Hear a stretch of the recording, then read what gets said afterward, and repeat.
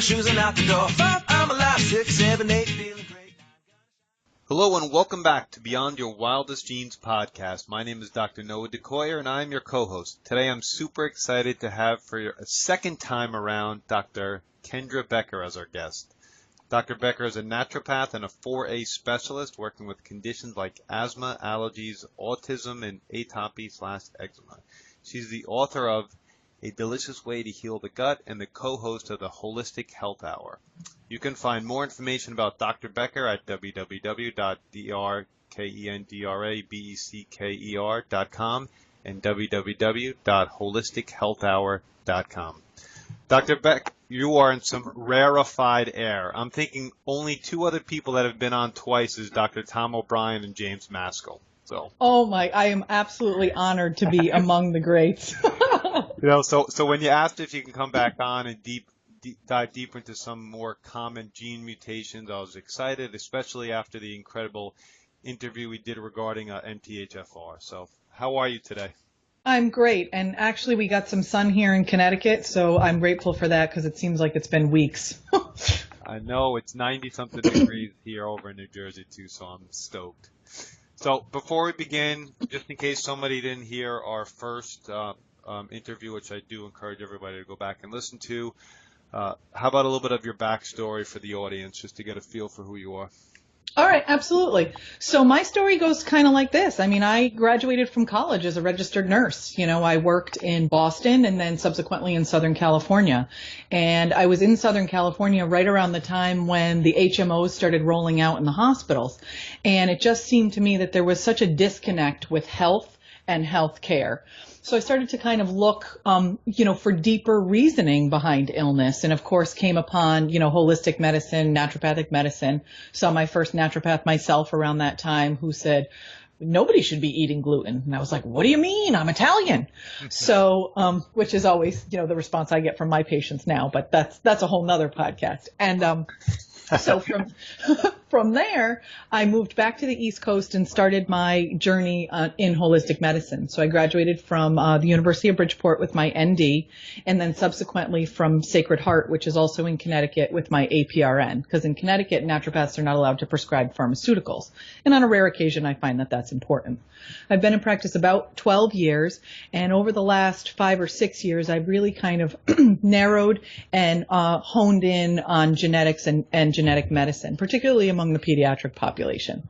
But as you know, with genetics, genetics come from someplace, like the parents and the grandparents in particular. And research shows us that grandparents' health has a far greater bearing on our children's health than really our health does as their parents. So nowadays I see a lot of pediatric patients, but I also do see their parents and a lot of times their grandparents. And so I spend a lot of time, hyper-focusing on genetics. Genetics, as you know, don't define you, but they certainly, can be modulated by the environment in a favorable or unfavorable way. So I think having that information, particularly in a family lineage, can certainly, make you or allow you as a family to make better health choices. And so that's kind of where I've been. I've really been laser focused. And interestingly enough, when I was preparing for this particular podcast, a lot of information research-wise has come out about this COMT mutation, and we're finding, those of us that are really kind of studying it, that it has almost a larger bearing on how our body works as opposed to MTHFR. Of course, clearly they work very closely together. So that's kind of my story. Well, you demystified MTHFR for me, so I'm thrilled about that. And our title of the chat today is COMT, the Worrier or Worrier.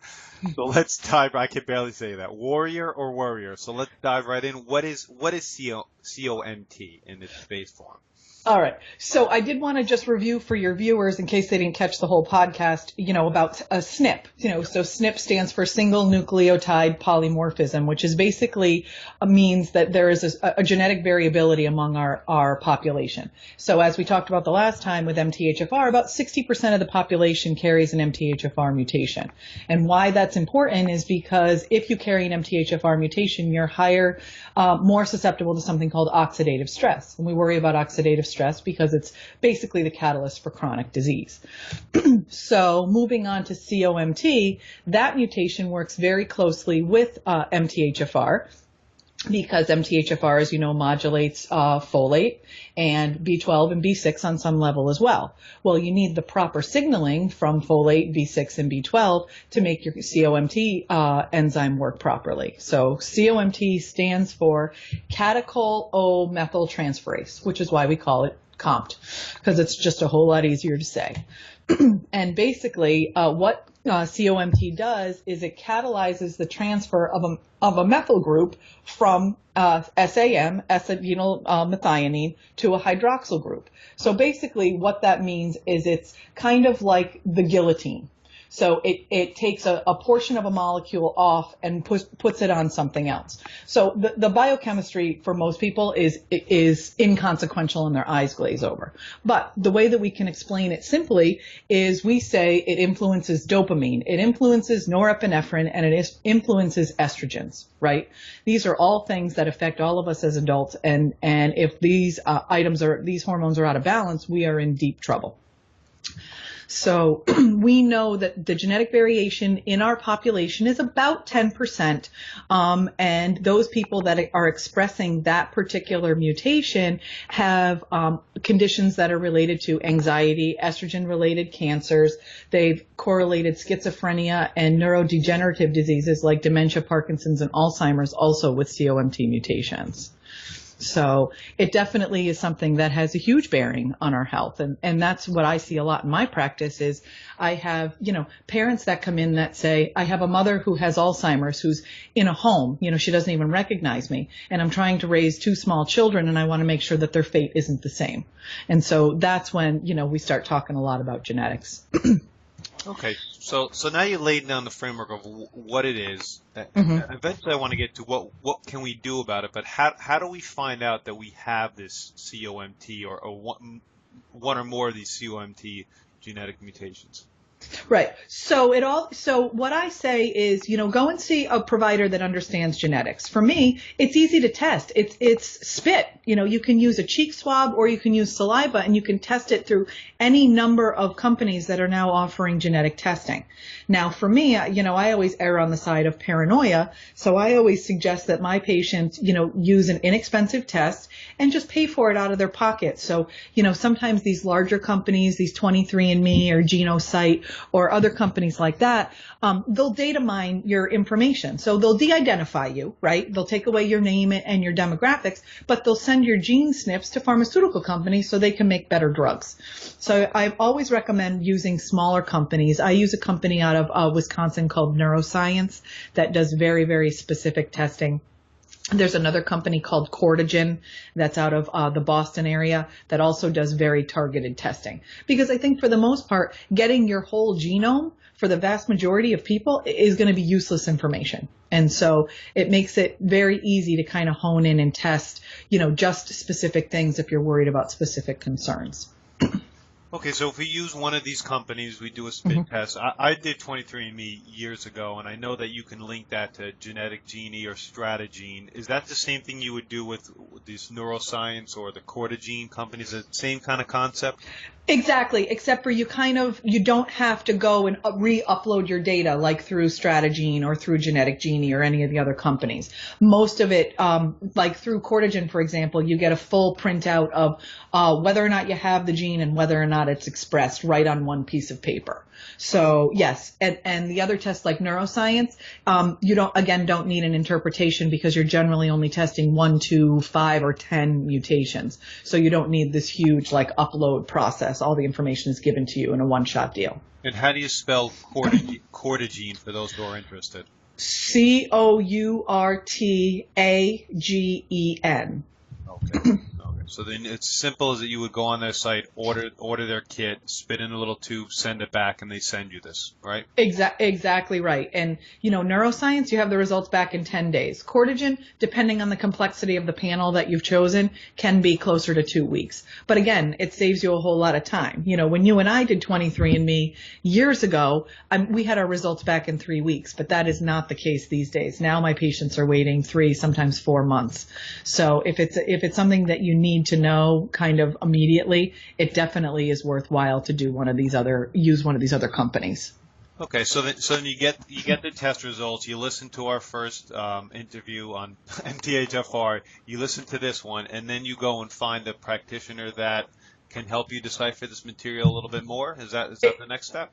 Exactly right, because, this is, and interestingly enough, so I'm preparing this lecture for you because, I like to be prepared and I like, I like concise information.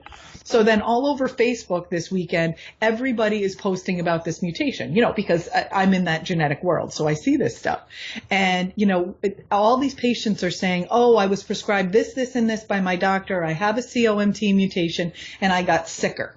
And so that's one of the things that I really wanted to talk about with you and with your client base, is that you can't really go to any old practitioner, because people that are not educated can certainly push this enzyme in the wrong direction, and you will feel worse before you feel better, for sure. Okay, so it affects dopamine, norepinephrine, estrogen. You said it can have cause neurodegenerative problems, maybe anxieties, and things of that nature. What do we do? What do we do when we find out we have this? All right. So, let's talk about this first. So there's two types of COMT expression, right? So either you got it or you don't got it, right? And that's why I called this talk the Worrier or the Worrier. Right? So if you have two copies of this mutation, that means that your body is not degrading dopamine, epinephrine, or methyl groups. So what that basically means is your body is making appropriate levels of these neurochemicals, and they are sitting in the neurologic synapse, and they are not getting broken down, kind of like your garbage truck is on strike. So you have a lot of garbage left in these synapses. Well, you'd think, hey, it's dopamine, it's a feel-good hormone. But if you have extra dopamine sitting in your neurosynapse, you're going to be anxious, right? You're going to be revved up. You're going to be the type of person that, is quick-tempered. You're going to have intolerance to foods that other people can eat with ease, like aged cheese, or foods that are high in histamine, like bone broth. If you have no copies of this mutation, and your COMT is working normally, you generally have normalized or lower levels of dopamine. You have higher needs of things like B12 and folate, and you have higher needs of things like ginkgo biloba or tyrosine. So the way I describe it to my patients is I describe it as the Worrier or the Worrier, right? So the Worrier is the guy with the excess dopamine, intolerance to methyl groups, and so I usually call that guy the paratrooper, right? Because they're going to jump out of airplanes, then they're going to go hit the ground running. They're going to have constant energy. They're going to have no issues with fear or anxiety. The lower dose dopamine, or the zero copies of COMT, is the Eeyore type, right? You don't have any dopamine. You don't have any rest and digest hormones. You're not manufacturing it properly from the gut. So you're going to be the Eeyore. Those people are the ones that really live in a state of functional depression. They just never really feel good. They never really feel, I don't want to use the word normal. It's the wrong word to use, but they never really feel like they're at their optimal potential. So those people actually do very well when you kind of push the methyl pathways. But I think, that's important to note, because if you've got this mutation, you got to know kind of which way you need to go with it as far as treatment. Okay, so then what is the treatment? So the treatment is actually very simple, to be quite honest with you. Simple, but not simple. So the truth of the matter is where are these neurochemicals produced? In the gut, right? So we've got to work on the gut.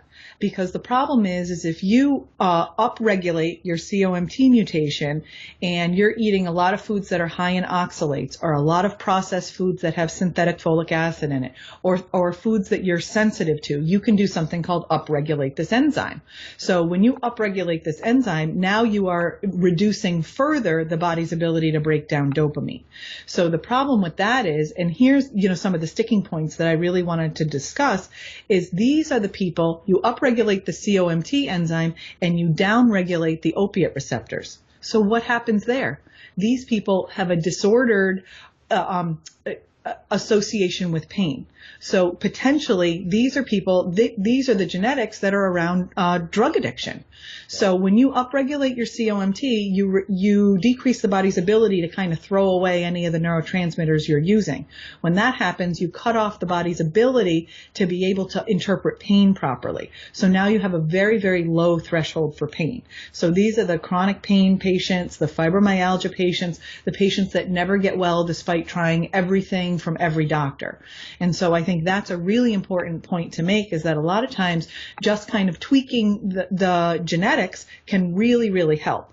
And so we always start with the gut, right? We got to clean up the diet. Didn't we do this the last time? We talked all about genetic mutations, and then it basically came back to a paleo diet. Yep. But so in this case, depending on the patient that you're seeing, a lot of times these patients can't tolerate a paleo diet because the histamine, which is released from, a lot of foods that contain meat, and some certain vegetables, again, things like bone broth, things like curcumin can be a histamine producer, which is given, ubiquitously for chronic pain. These patients may have a very, very hard time tolerating that kind of diet. So for them, they have to do something more like an anti-inflammatory diet, which is a diet that basically takes out any food that's going to provoke the body to create inflammation. And so when you heal the gut that way, you can kind of change the landscape in the microbiome and then set the body up to be able to produce these neurochemicals in a proper fashion.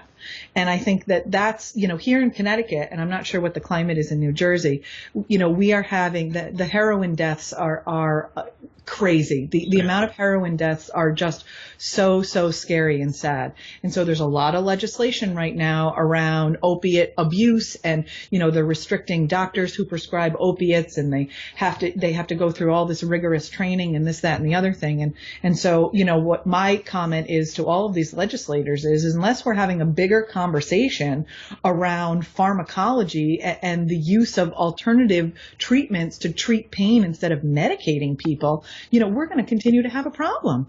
So, and these people, 80%, as 80% of people that are addicted to heroin got a pharmaceutical prescription from a doctor for an injury. 80%. So if that's the case, then we know that these people are genetically predisposed to that kind of behavior. And my opinion is it comes from this particular mutation. When you talk about diet, are we talking about more of like an autoimmune paleo diet? Or is it that strict are we talking about? Like no eggs, no nuts? Is that what we're angling towards? It all depends on the patient. So if you have a patient that has other genetics that don't allow them to break down the sulfur from the nuts and the eggs and things like that, then sometimes they do have to come off that and do a very strict autoimmune paleo. But most of the time, my patients tolerate just a standard autoimmune, like an autoimmune diet, which is, it takes out all the junk, nothing processed, no sugar, no dairy, no wheat, no corn, no soy, takes out the nightshades, takes out the citrus, but really leaves, does leave eggs in there. It leaves coconut oil, and some of the other nutritional fats. So generally I start there with my patients, and then if we have to ramp up, I will go to the autoimmune paleo. So no citrus and no nightshades. That's interesting. Yeah, exactly. Both of which, can create huge histamine responses and then, of course, downregulate the COMT mutation in the wrong direction. So a lot of those are the patients that come into my office, and, like a standard dose for a probiotic is somewhere between like 10 and 20 billion bacteria, right, of a decent probiotic. These are the patients that get 350 CFUs in a dose. So they are getting uber high doses of probiotics that are specific strain to be able to heal and seal the gut and allow their body to produce the proper enzymes to be able to break down the bad neurochemicals and produce the right neurochemicals in the right ratios. And then of course in the meantime you have to, clean up the leaky gut, because when you have leaky gut, which is basically like Swiss cheese tissue, for lack of a better word, it's just a good description for people to understand, you have higher levels of the immune system working kind of against you. So it's kind of like an autoimmune phenomena that happens in your gut. So removing any of the foods that can cause any level of inflammation really helps heal and seal the gut. Did you say 350 billion CFUs? Is that what you said? Yes, that's what I said. Yeah. Wow. Okay. And do you use things like glutamine to help with the leaky gut? Is that a histamine creator, or is that something they would use to help seal the gut? Well, in somebody who's methyl sensitive that has a COMT mutation, you can't use glutamine. They wouldn't tolerate it. So sometimes you can get away with N-acetylcysteine, which is a glutathione precursor, and so you will get some gut healing with that. But sometimes these patients are so literally revved up, like I said, they're the paratroopers ready to jump out of the windows in your office, that you have to start very, very slowly. Sometimes these patients are so out of balance they can't even tolerate vitamin D. You know what I mean? Like they're that inflamed. So you have to just go very, very slowly with them. And I was just having a discussion with another provider, and I said, I know sometimes you feel bad. These patients wait 3 or 4 months to get into your office. They feel horrible. They're reading all this stuff online. They're trying to do everything that they can for their body. They come in your office and you're like, anti-inflammatory diet and a bunch of probiotics. I'll see you in 3 months. Like you haven't even addressed the methylation, because unless you clean up the gut, you're going to have real trouble trying to push methylation pathways in the brain. Interesting. So someone who has this mutation cannot use things like glutamine. Interesting. All right. Exactly. They can't even use methylfolate. You know what I mean? Some of these people can't even tolerate strawberries. You know, things like strawberries or red grapes that have high levels of phenols can actually slow the COMT even further. That's further down regulation. So now that leaves you more dopamine in your brain. And, you know, with autistic kids that eat a lot of strawberries, when their ears get red, that's a phenol sensitivity. So you know that their COMT mutation is down regulating. And so dopamine is very intimately tied with speech with kids with autism. So it's fascinating to me, the amount of food that you can use to heal your body, and probably kill you too, but you know, mostly heal. All right, so just to clarify things, do you want this gene down-regulated or up-regulated, or is there a balance between? Well, exactly. You want it down-regulated when you need to sleep, when you are calm, and you want it up-regulated if you have to run from a dinosaur. You know what I mean? So it needs to be in perfect balance. And that's why the gut has to be in good shape, because the gut is where you're manufacturing all of these neurotransmitters. And so you need to get the right signals from the gut to be able to modulate these neurochemicals in your brain to say, run from a dinosaur because there's a dinosaur behind you, or go to sleep because it's nighttime. Interesting. Okay. Yeah. You ready, Dr. Becker? I'm going to put you on the spot. Okay. My wife and I both have double positive COMT V158M and COMT H62H. Yep. And double negative for COMT P199P. So what does that mean for us? Okay, so tell me this. I need your MTHFR status and I need your VDR status. Do you have those? No, I don't. I don't. I could tell you that I do not have positive MTHFR. My wife is. My wife is. So you probably would do okay with low dose methyl groups. So you should probably have like a nice balance of hydroxy B, adenosine B, methyl B, and a little bit of folate. And that you probably would tolerate pretty well. I wouldn't take it every day, you know, maybe twice a week, or if you're going to go, you know, run 10 miles or something like that where you really have a high demand on your cells. I would certainly keep your gut in very, very good shape. And for your wife, I would say she probably needs to stay away from methyl donors like altogether, fix her gut, and then maybe at some point in the future, we could do a very, very small dose of methylfolate and methyl B12, or use adenosine B12 with her. So if you have both the MTHFR and the COMT as a female, that makes you estrogen dominant. So those are things for her I would be really, really cautious about. Her diet should be really clean. You know, she should continue to exercise. She should drink a lot of water to, you know, to facilitate natural detox. And, you know, you got to keep her anxiety in check. Okay. I don't know if she's anxious, but, you know, that's what you kind of have. Okay. That's exactly what I was looking for. So that's the kind of stuff if somebody comes in or you order these tests for somebody, this is the kind of work you're doing for them, right? You're outlining what they need to do if they have these mutations. Exactly right. And it's, you know, with holistic medicine, it's far more than take a pill and show back up.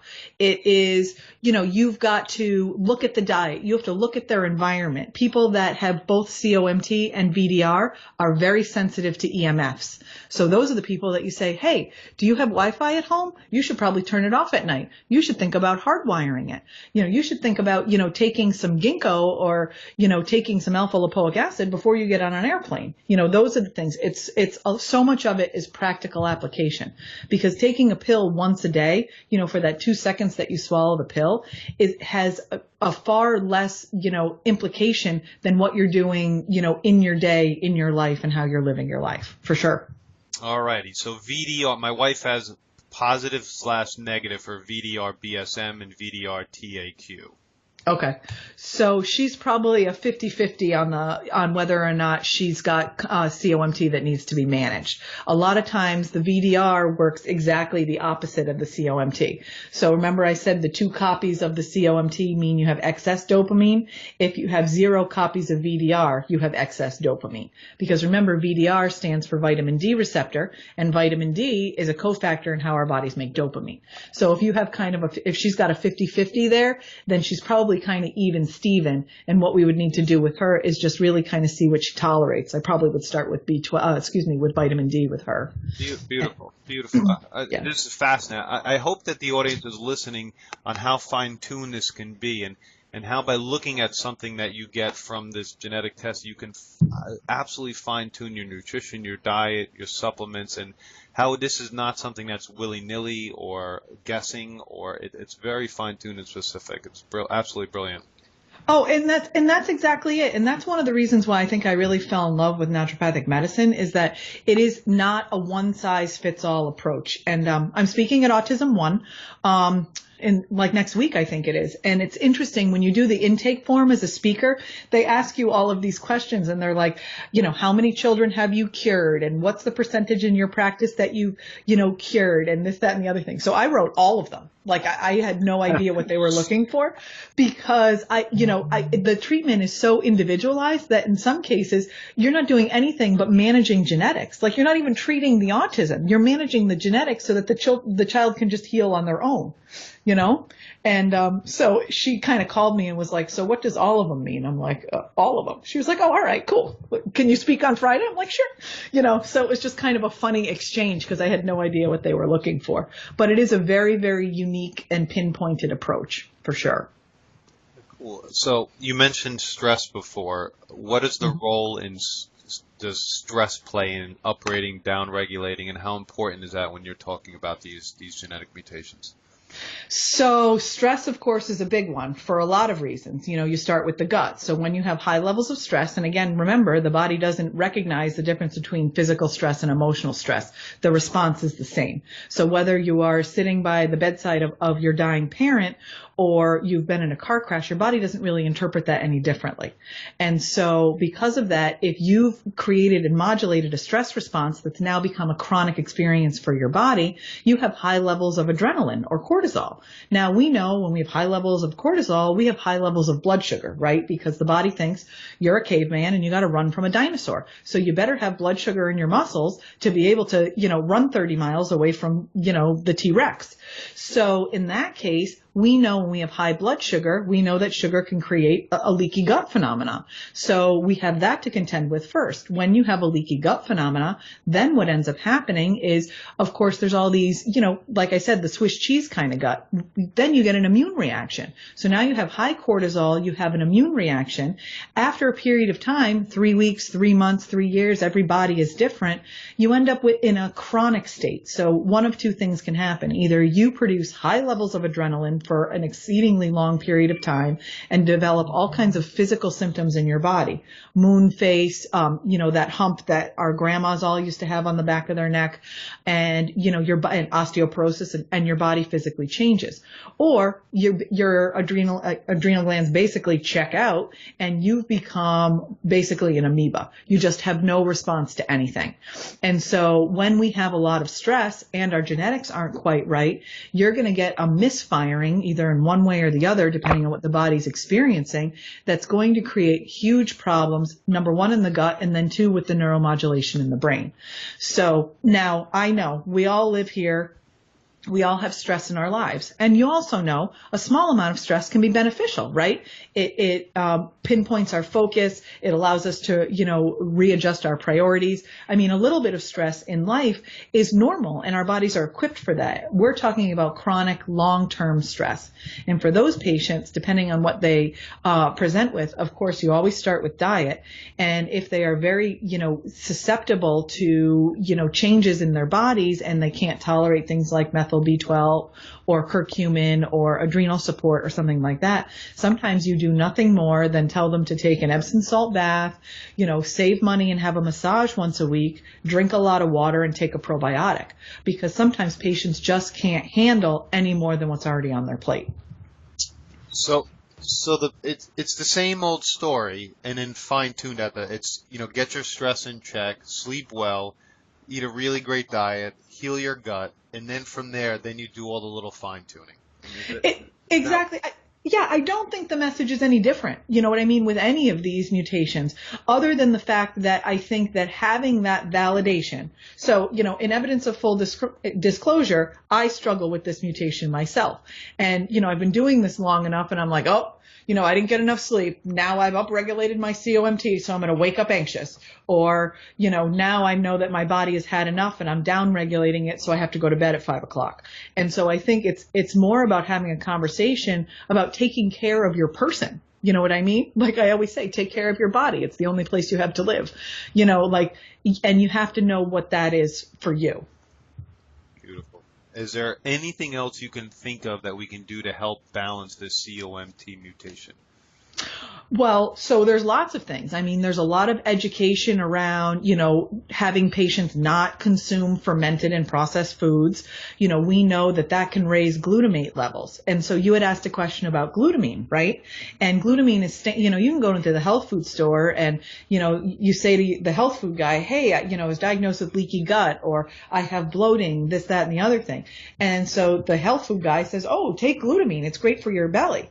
So somebody who has a COMT mutation that's out of balance, you take a lot of glutamine, you eat a lot of fermented foods or even processed foods, and what that does is that actually breaks down in your body and gives you glutamate, right? And we know that glutamate is an excitatory neurotoxin, which can make symptoms like migraines, epilepsy, bipolar, and schizophrenia symptoms worse. So I think really it's more about a conversation about what you shouldn't do as opposed to what you should do. You know what I mean?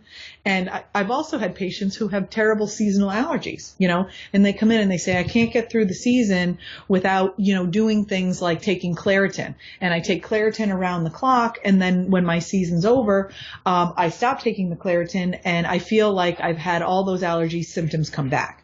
And so the reason that happens is because we know with something like Claritin, it blocks histamine. So when you're blocking histamine, it's indiscriminate whether it's blocking histamine in your brain, in your gut, in your kidneys, in your skin, right? It just blocks histamine everywhere. So when you stop with that pharmaceutical, you get a double dose of histamine. So now this time what happens to patients is you may not get histamine in the places that you were blocking it originally. It may go to other places like your brain. So when you have a histamine imbalance in your brain, then you end up with a problem. Sometimes it's anxiety, sometimes it's insomnia. Then these patients think, oh, well, I'm going to go and drink a lot of bone broth or eat a lot of kimchi because, somebody told me that these foods are really good for healing your gut, and I think I have a problem with my gut. And then that just provokes further damage in the COMT pathway. So, which is totally crazy. And it can be counterintuitive for some people and certainly for some providers. And so that's why I think it's just more about getting the information out there. That's absolutely fascinating. Now we've done MTHFR, we've done COMT. Is there another one that we have to talk about eventually over time? So I think the next one that's really important is to talk about the DAO. Okay, which is another one of my absolute favorites because DAO exists in the gut lumen, right? From the mouth to the anus. So what's so fascinating about DAO is that is the enzyme that breaks down histamine in the gut. Now, if you don't have broken down histamine in the gut, where's the histamine going to go? Into your brain. And so I think that's something we should probably talk about because it has tremendous implications both in pregnancy and breastfeeding and postpartum and in babies. And so that's definitely something we should chat about at some point in the future. Sounds like a plan. Sounds like a So, plan. yeah. Thank you, Kendra. Your work is fascinating. I have more to think about on what I need to do for my health because I'm looking at some of my mutations saying, my God, how do I have to refine my diet? So Exactly. I appreciate your knowledge. I appreciate your passion. I appreciate your friendship. And I'm glad you were back on again today. Well, thank you so much. No, I wanted to bring up one more point, so don't Yes, hang up on me yet. I won't. We got to talk. We're in New England, or I'm in New England. You're in New Jersey. You're pretty close. Lyme disease is a big deal with these patients with COMT. Meaning that it's if you get Lyme disease, it could be worse, potentially worse. Is that what you're saying? Exactly right. So what happens with these patients is we know when somebody has Lyme disease that the magnesium that we carry in our body gets used up by the bacteria to make biofilms. And the biofilms are what the Lyme bacteria uses to hide in the body. So when that happens, turns out that magnesium is a cofactor in how the COMT gets modulated. So when that happens and all of your magnesium gets used up, you spike your ammonia in your gut. We're not talking about this in your blood. We're talking about this in your gut. And so when we spike ammonia, we have a huge problem in the brain with anxiety. So it's just, something really, really important to address. If somebody sees a doctor about Lyme disease, about chronic Lyme disease, you definitely should take a look at your COMT mutation because it could be a huge implication in, number one, normalizing that to be able to help cure and treat your Lyme disease. Would that mean in that case you need to take less magnesium or more magnesium in that case? So in that case, you'd actually want to take more magnesium, some because the Lyme's going to steal it from you anyway, but more because it's actually going to help your body heal. So what we do sometimes with those patients is you switch the type of magnesium that they're taking. And so that kind of tricks the Lyme into looking for one kind of magnesium, and then the other kind can get bioabsorbed much better. But what we want to make sure we do is continue to clear the toxin. So if you take the magnesium along with the proper methylation support for your body, you have a much higher chance of clearing your Lyme disease.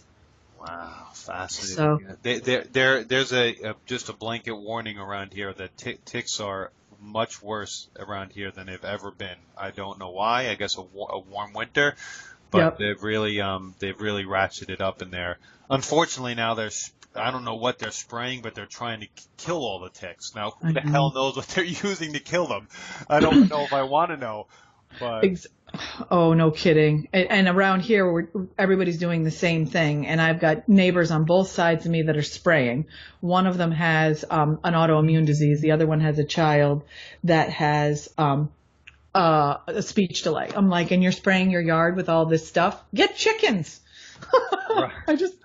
My chickens eat all the ticks in the yard. So anybody that is concerned about Lyme disease, get yourself some backyard chickens and let them eat all the ticks. And that's my advice across the board. That's pretty fast. I know. When I also found out that possums eat ticks as well, and I just caught and released one out of my yard. I'm leaving all the possums in my yard and getting a couple chickens. I'm done. Exactly. I know it's really scary. But so my daughter went to a nature preschool years ago, and she got Lyme disease there, which is a whole nother story. And I remember being like so upset by this whole thing. And the director of the preschool said, listen, there's no greater disease than being stuck inside. And so I always remember that. You know what I mean? Like if you are, a strong, able-bodied person, you are doing all the right stuff, then the Lyme disease is not going to take hold in your body. And, that's kind of what I like to leave people with because it's such a scary prospect. It sure is. It sure is. Well, thanks again. I appreciate Anytime. your time. That was a brilliant way to finish. When you can use this genetic information to properly treat someone's Lyme disease, just shows you how important this information is. Oh, absolutely. Absolutely. Thanks again. My name is Dr. Noah DeCoyer, your co-host, and you are listening to the Beyond Your Wildest Genes podcast. If you like what you've heard today, please share this with your friends and encourage them to subscribe on iTunes. Leaving a review on iTunes is the icing on the case. It helps us move up the charts for more people to see us. You can subscribe to our incredible weekly email at www.beyondyourwildestgenes.com. And as my oldest son Hayden says, be awesome and never unawesome.